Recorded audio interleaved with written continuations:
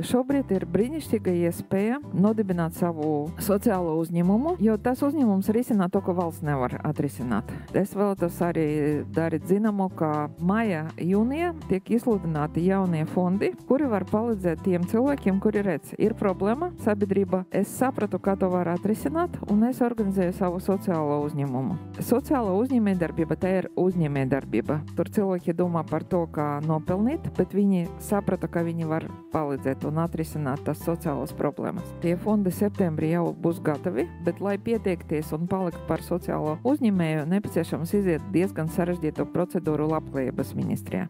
Jāsagatavojas. Precīzi jāsaprot, kur tā ideja, kur es varu palīdzēt un kur es varu kā uzņēmējs kaut ko izdarīt. Tā nav labdarība vēlreiz, jo mēs šobrīd atveram pieteikšanu uz to programmu, kura palīdz uzņēmējiem